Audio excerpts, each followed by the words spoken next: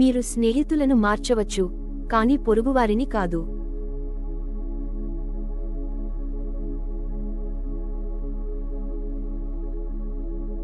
నేను వాగ్దానాలతో కాదు, ఉద్దేశ్యంతో ఇక్కడికి వచ్చాను.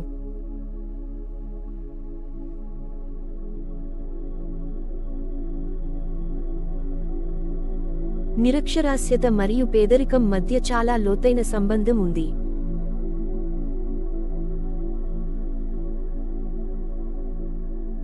మనం ఆకలిని నియంత్రించాము, ఇప్పుడు మనం కరువును అంతం చేయాలి.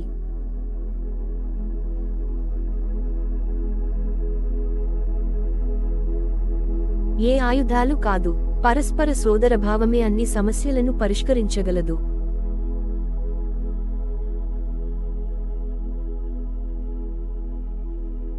హిందూ సంస్కృతికి గల గొప్ప లక్షణం కాలక్రమేణా మారగల సామర్థ్యం.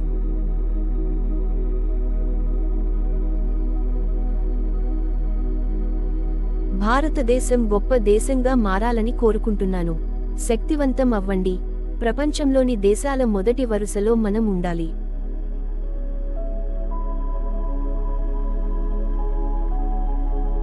ఈ దేశం పట్ల నాకు ఒక విజన్ ఉంది. ఆకలి, భయం, నిరక్షరాస్యత మరియు అభద్రతా భావం లేని భారతదేశంగా మార్చడం. కాశ్మీర్ నుండి కన్యాకుమారి వరకు వ్యాపించిన ఈ భారతదేశం ఒక దేశం, అనేక రాష్ట్రాల సమూహం కాదు.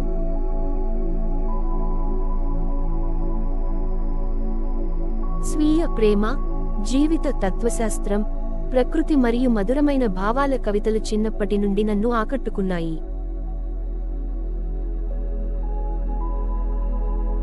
నేను అహింసను నమ్ముతాను, మరియు ప్రపంచ పోరాటాలు శాంతి మరియు ఒప్పంద మార్గం ద్వారా పరిష్కరించబడాలని నేను కోరుకుంటున్నాను.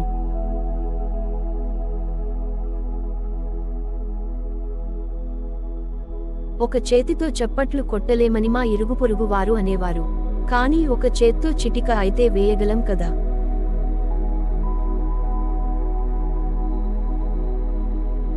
ఉన్నత విద్యలు ఎన్ని అభ్యసించినా మన ఆధారం మన మాతృభాష అని మరవకూడదు.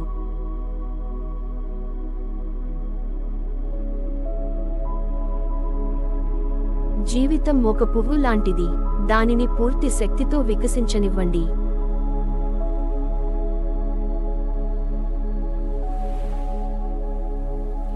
మనం కాలిపోవాలి, కరిగిపోవాలి, అందరం కలిసి ముందడుగు వెయ్యాలి.